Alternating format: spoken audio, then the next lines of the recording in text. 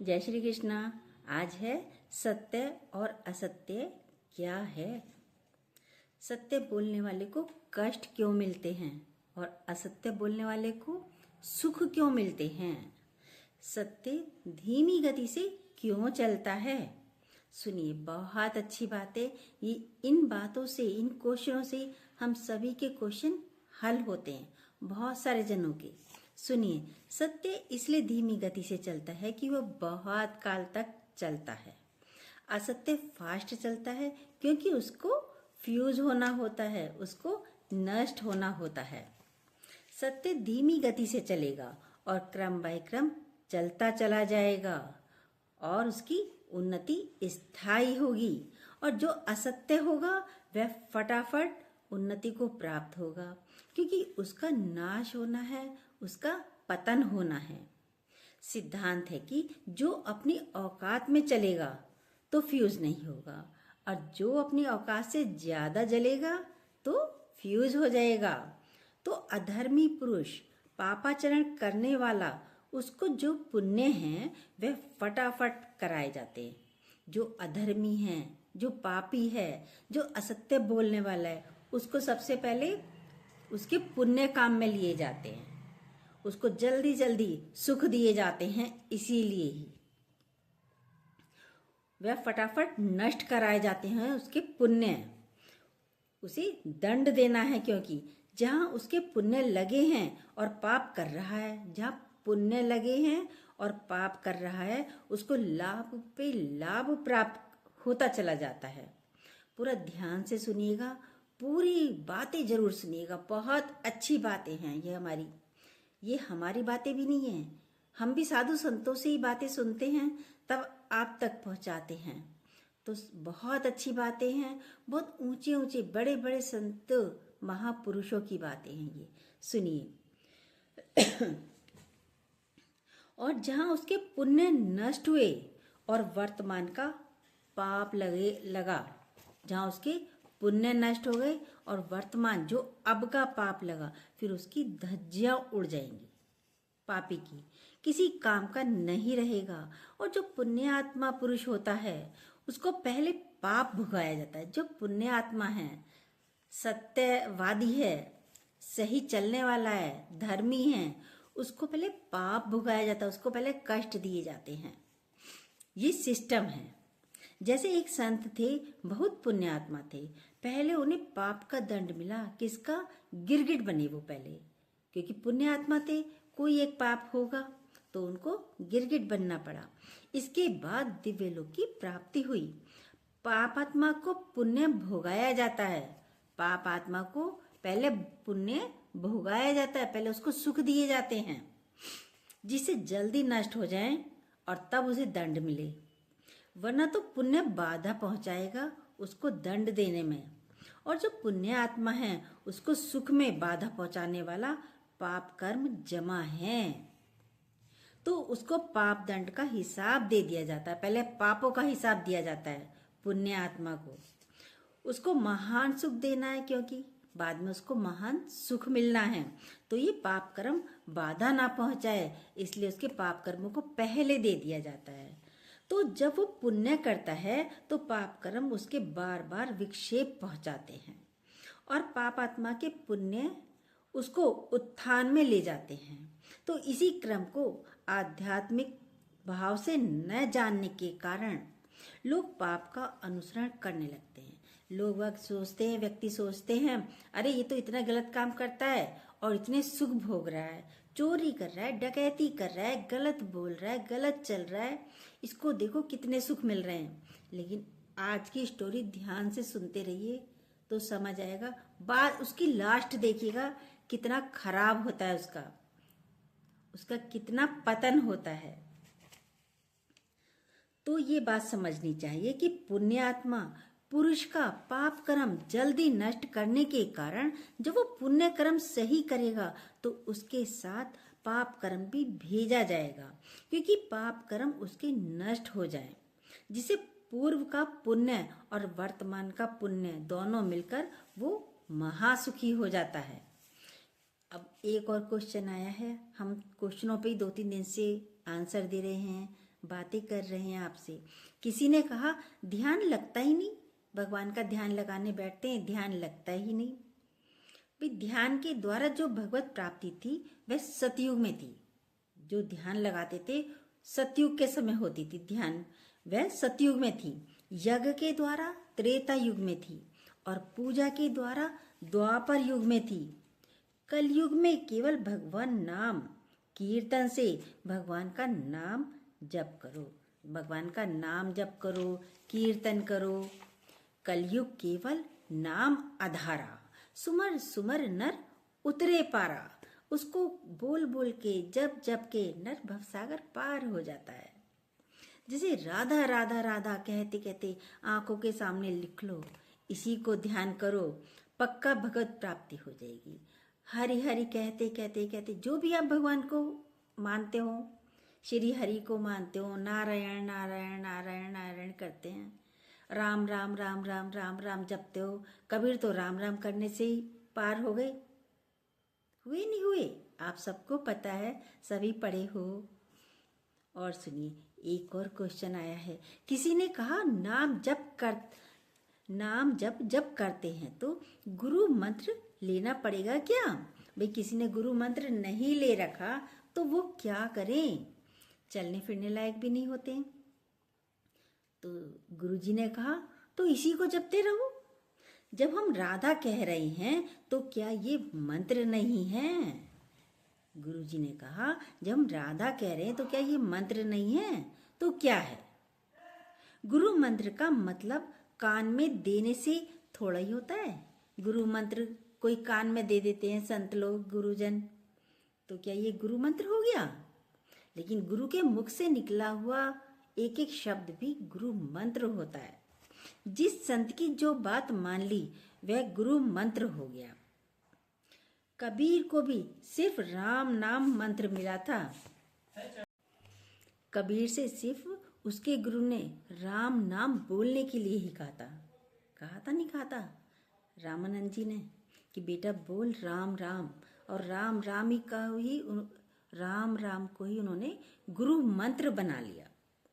राम का नाम ही जपते रहे, चाहे चादर बुन रहे हैं, दरी बुन रहे हैं, कुछ भी कर रहे हैं, लेकिन राम राम कहते कहते वो सारे काम करते थे। और लास्ट में उन्होंने अपने गुरु को भी तार दिया।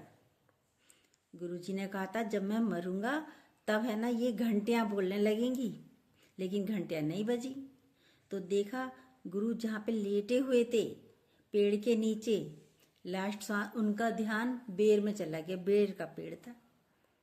तो गुरुजी ने सोचा इतना सुंदर बेर, इतना अच्छा बेर, इच्छा हो गई लास्ट में खाने की, और गुरु कीड़ा बनकर बेर में पहुंच गए। अब जब घंटियां नहीं बोली तो कबीरदास जी ने ध्यान लगाया कि गुरुजी को आखिर मुक्ति क्यों नहीं मिली। तो जब ध्यान लगा तो पता चला गुरु की ध्यान बेर में चला गया। तो कबीर ने बेर को तोड़ा, मसला, तब उसमें से कीड़ा निकला। बेर को तोड़ा, उसमें से कीड़ा निकाला, उस कीड़े को मार दिया, तब गुरु को मुक्ति मिली। ये है राम नाम से। अब है किसी ने क्वेश्चन कहा, किसी ने कहा मुझे लगाव बहुत जल्दी हो जाता है, अलगाव कैसे हो? अब लगाव किससे होता है? व्यक्ति से, वस्तु से, पदार्थों से, इन्हीं से ही लगाव होता है ना। अब अलगाव कैसे हो? बड़ा मुश्किल काम होता है अलगाव। नहीं, कोई अपनी चीजें छोड़ना नहीं चाहता।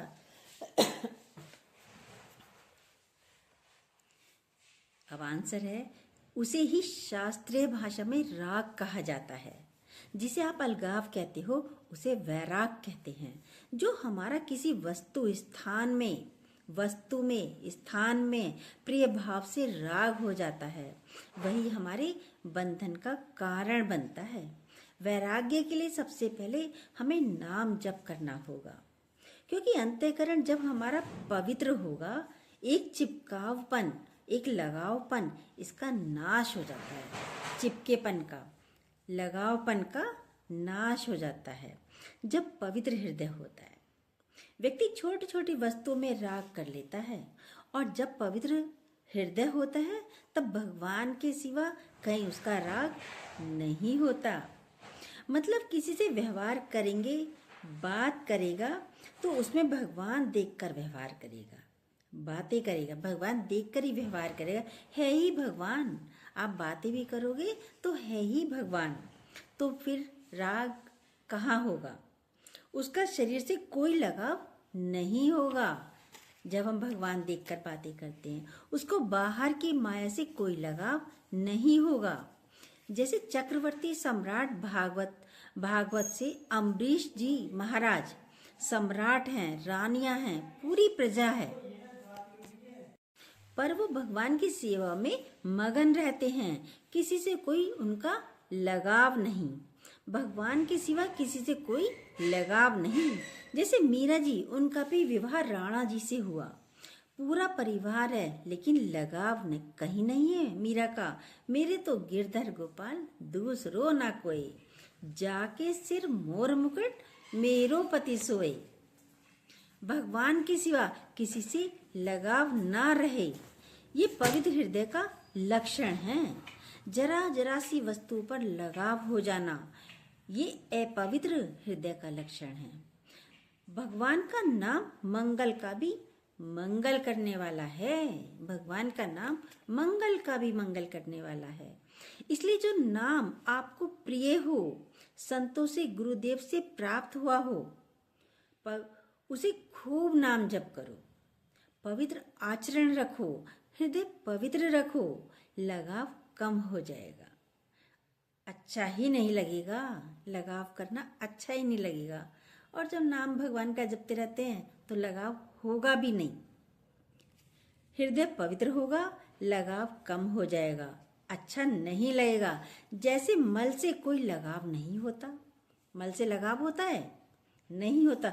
हम रोज उसका त्याग करते हैं, जैसे उससे लगाव नहीं होता। जैसे वमन यानी उल्टी से कोई लगाव नहीं होता। होता है कि उल्टी से लगाव नहीं होता, गंदा लगता है।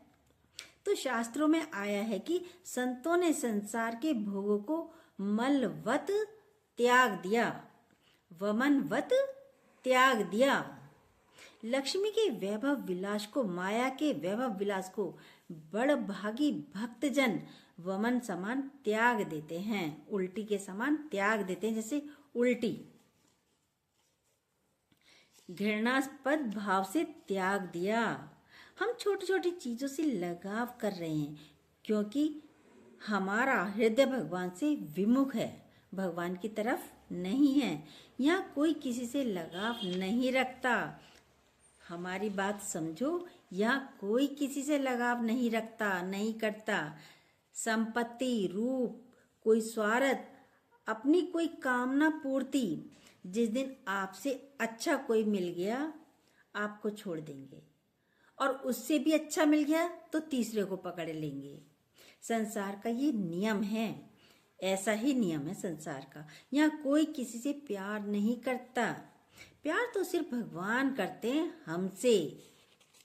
कितने गंदे भी हैं हम, तब भी प्यार तो सिर्फ भगवान करते हैं। हम अवगुणी हैं, हम अधर्मी हैं, हम अच्छे नहीं हैं, फिर भी भगवान हमें प्यार करते हैं, सच्चा प्यार करते हैं भगवान। यहाँ तो हमारे अनुकूल हो आप, जब तक प्यार होगा इस संसार में, जब ही प्यार होगा, जब तक प्यार होगा जब आप उसके अनुकूल होंगे, जब तक आप उसकी इच्छाएं पूरी कर रहे होंगे तब तक प्यार होगा।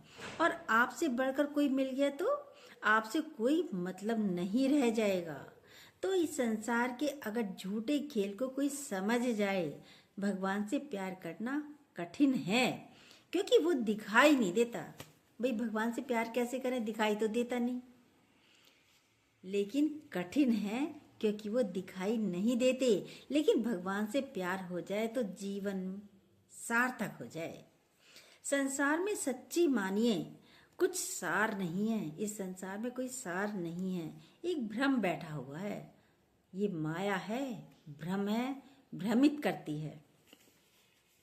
मलिनता बैठी है, लगता है हमें कोई प्यार करे। संसार में यहाँ कोई प्यार नहीं करता है। एक वर्ष प्यार किया, दूसरे वर्ष डिवोर्स। यहाँ कहाँ प्यार है? प्यार का मतलब इतना तो हो, दो साथी हैं, एक दूसरे के दुख सुख को समझें, क्षमा करें। कोई विरला प्यार करता हो तो करता हो, हमारी निगाह में तो कोई है नहीं ऐसा विरला।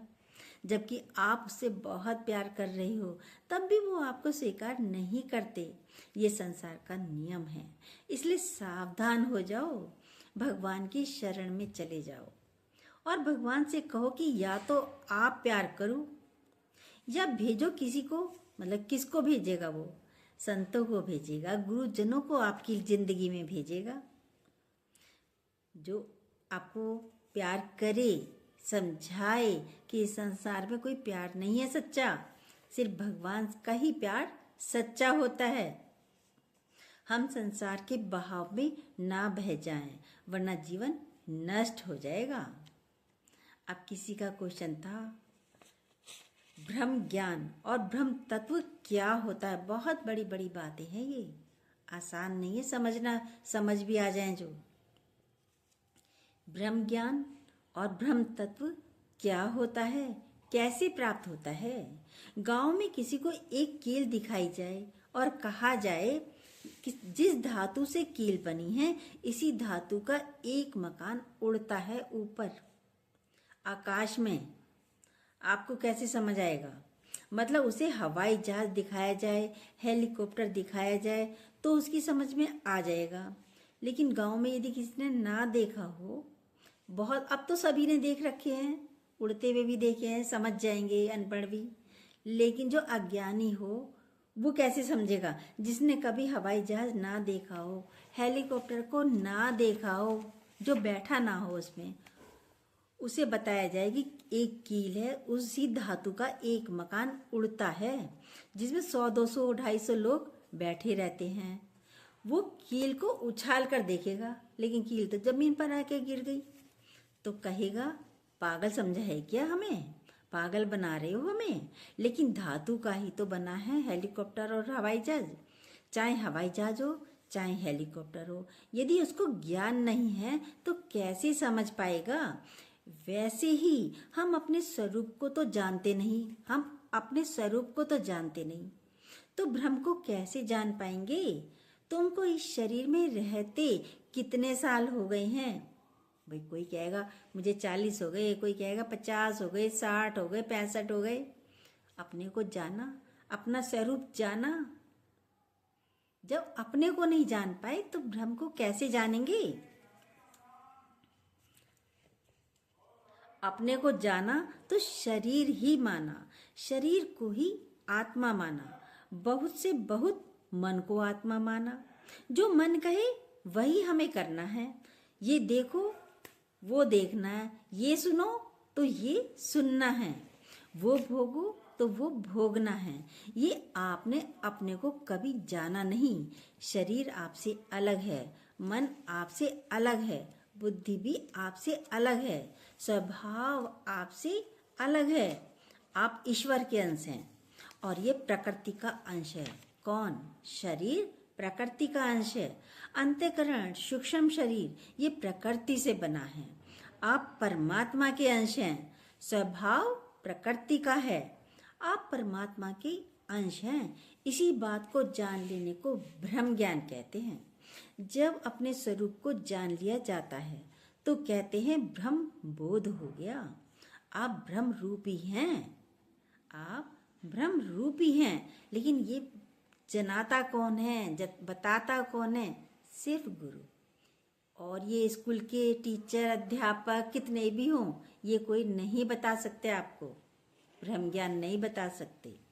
जैसे गंगा की धारा से 1 चम्मच गंगा जल लिया या 1 टैंकर गंगा जल ले लो, तो हम लोग भगवान के अंश हैं। भाई रहेगा तो गंगा जली, 1 चम्मच गंगा जल लो या 1 टैंकर भर कर लो, है तो गंगा जली। तो हम लोग भगवान के अंश हैं। चींटी में भी वही ब्रह्म है, आप में भी वही ब्रह्म है, हम में भी वही ब्रह्म है, और ब्रह्मा जी में भी वही ब्रह्म है। उसमें कोई अंतर नहीं। उसी को आत्मा कहते हैं, उसी को परमात्मा कहते हैं, उसी को भगवान कहते हैं, उसी को ब्रह्म कहते हैं। आप अपने स्वरूप को भूल गए हो बस, और आप अपने को पुरुष मानकर इस देह से व्यवहार कर रहे हो। इसलिए लगता है भ्रम कोई और है और मैं तो मनुष्य हूँ, भ्रम कोई और है, मैं मनुष्य हूँ, मैं तो गृहस्थी हूँ। भ्रम कहाँ हो सकते हैं हम? ये एक सपना सा लगता है ना कि हम भ्रम कहाँ हो सकते हैं। इतनी बातें मनुष्य प्रकृति की हैं। ये मैं नीच हूँ, मैं अधर्मी हूँ या उत्तम हूँ, ये कोई नहीं, ये सब प्रकृति का स्वभाव है। आप तो परमात्मा के अंश हैं। इसी को जानना ब्रह्म ज्ञान है। अभी सुना है, सिर्फ जाना नहीं। जिस समय जान लोगे तब ब्रह्म स्वरूप हो जाओगे। जो ब्रह्म को जान लेता है वह ब्रह्म स्वरूप हो जाता है। जानत तुम्हें हो जाई। अब किसी का क्वेश्चन था, मैं लास्ट तक ऐसे ही नाम जपता रहूं? तो बोला संत जी ने, पहले साधक को प्रयास करने के लिए नाम जपना पड़ता है, फिर नाम उसे पकड़ लेता है, फिर हृदय से नाम चलने लगता है, फिर वह सिद्ध पुरुष हो जाता है। नाम जप करो, जीवन की सार्थकता यही है।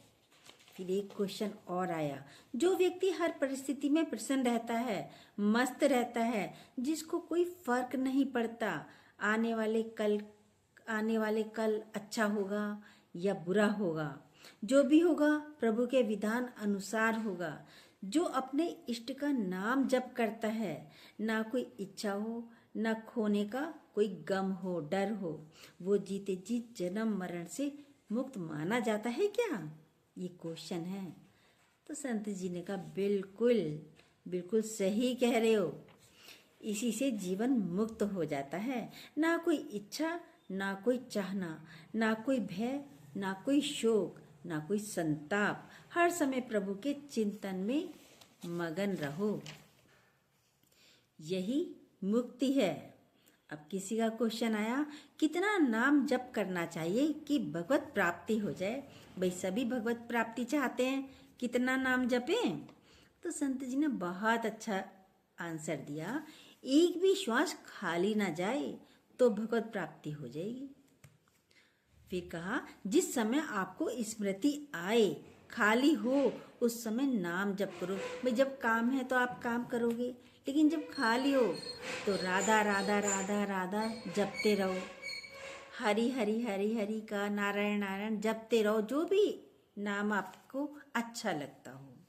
धीरे धीरे इस नाम जप का स्वभाव और कर्म समर्पण का प्रभाव जब पड़ेगा, उस समय भगवत आकार का भाव, जैसे आप स्त्री शरीर का ध्यान नहीं रखते, करते हो, हम स्त्री हैं तो ध्यान थोड़ी रखते हैं कि हम स्त्री हैं, लेकिन भाव से भर गए हैं, मैं स्त्री हूँ। हमें ध्यान रहता है मैं स्त्री हूँ, तो स्वप्न में भी भ्रम नहीं होगा आपको मैं पुरुष हूँ क्या, क्योंकि भाव भरा हुआ है। एक भगवत भाव होता है, उसके दिमाग में ये भर जाता है। वो भजन करे ना करे प्रभु में ही रहता है, उसी को भगवत प्राप्ति कहते हैं। जो भगवत भाव युक्त है उसी को भगवत प्राप्ति कहते हैं। जो भगवत भाव में ही रहता है, कुछ भी काम कर रहे हो लेकिन भगवत भाव में ही रहो, तो भगवान तो मिले ही हुए हैं। हम शिष्य नहीं बनाते। किसी ने कहा हमें शिष्य बना लो, तो संत जी ने कहा हम शिष्य नहीं बनाते, मित्र बनाते हैं। हम जैसे भगवत मार्ग में चल रहे हैं, आप चलो भाई, आप चलो, कोई भी चलो। शिष्य और गुरु भाव तुम्हारा होगा। हम अगर अपने को गुरु मानेंगे तो हम अपनी स्थिति से गिर जाएंगे। आप अपने को शिष्य मान रहे हैं तो इसलिए आप में महानता है, क्योंकि आप छोटा मान रहे हो। हम यदि अपने को बड़ा मानेंगे तो गिर जाएंगे। हम समान मानते हैं, आपके समान ही मानते हैं हम अपने को। आप हमारे दोस्त बनो और भगवत मार्ग में चलो। हमारे ही प्रभु के सब नाम हैं। आपको राम नाम प्रिय है तो राम राम जपते रहो, आपको राधा राधा प्रिय है तो आप राधा राधा जपते रहो। हैं तो हमारे ही भगवान के सारे नाम। श्वासा श्वासा नाम चले तो दुविधा रहे ना कोई, हर श्वास में उसका नाम चलता रहे, तब भगवत प्राप्ति हो जाएगी। और जितना जप लिया है वो भगवान के बैंक में जमा हो जाएगा। वो तुम्हारा मंगल करने के लिए पर्याप्त है। अब किसी का क्वेश्चन था, बैकुंठ में दिव्य शरीर मिलता है तो क्या होता है, कैसे मिलता है दिव्य शरीर, यह बैकुंठ क्या होता है? तो आंसर है, वो परमात्मा की भक्ति में लीन रहता है, परमात्म स्वरूप होता है। जैसे आप स्त्री शरीर में हो तो हर समय आपको स्त्री शरीर का गर्व और भान रहता है, ऐसे परमात्म स्वरूप का होता है। जैसे एक पंचभूतों का शरीर जैसे ये है, एक जब आप सोती हो तो स्वप्न देखती हो, तो स्वप्न में भी ये शरीर, एक नरक में जाओ तो यातना देह, देवलोक को जाओ तो देव देह, स्वप्न में भी कोई शरीर को देख रहा है। जो नरक में एक नरक में जाओ तो यातना देह, देवलोक में जाते हैं तो देव देह। इन सबसे अलग है वो सच्चिदानंद। जैसे हमारी आत्मा, वैसे आत्म स्वरूप देह की रचना होती है। तब हम भगवान के समीप भगवान की सेवा करना ये होती है, तब हम भगवान के समीप पहुंचते हैं और भगवान की सेवा करते हैं। क्या सेवा करते हैं? वैकुंठ में दिव्य शरीर की बातें हो रही है। चंवर करना, उनसे बातचीत करना, उनको भोग लगाना, उनके साथ खेलना, हंसना, जिनके लिए हम जीवन भर भजन करते हैं उनके साथ खेलना। वहाँ मरना नहीं, बैकुंठ में मरना नहीं, कोई किडनी किसी की फेल नहीं, कोई शुगर बीपी नहीं, कुछ नहीं, कोई रोग नहीं। सच्चिदानंद शरीर कभी मरता नहीं, कभी बिछुड़ता नहीं।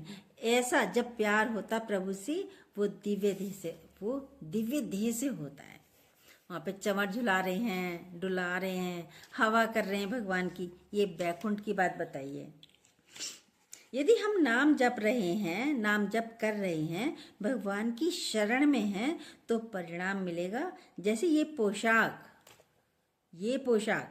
ये है 5 भौतिक पोशाक, बहुत घटिया पोशाक है, गिर जाए तो टूट जाए, मर जाए, ये वो पोशाक कभी टूटने फूटने वाली नहीं होती। बैकुंठ में कोई अस्त्र शस्त्र उसे छेद नहीं सकता, भूख प्यास नहीं, गर्मी सर्दी नहीं, बरसात नहीं, मतलब जितना यहाँ है वो, जो कुछ यहाँ है वो वहाँ कुछ नहीं। चिदानंद स्वरूप, सिर्फ चिदानंद, भगवान ही भगवान, सच्चिदानंद, वो प्राप्त हो गया ना, फिर ना मरना है, ना बिछुड़ना है, ना कोई शोक है, ना भय, ना रोग, ना मोह है। अलौकिक दिव्य, उसी के लिए तो ऋषि मुनि साधना करते हैं, सब कुछ छोड़ के। तो आप सब कुछ ग्रहण करके भी कर सकते हो, आप सब कुछ भोगते हुए भी कर सकते हो। धर्म पूर्वक जो आपके अधिकार में है उन भोगों को भोगिए, खूब भजन कीजिए, भगवान की प्राप्ति हो जाएगी। जय श्री कृष्णा। कैसे लगे ये क्वेश्चन आंसर, ये संतों की वाणी? अच्छी लगी हो तो जो न्यू हो प्लीज सब्सक्राइब कीजिएगा, बेल को दोबारा प्रेस जरूर कीजिएगा। जय श्री कृष्णा।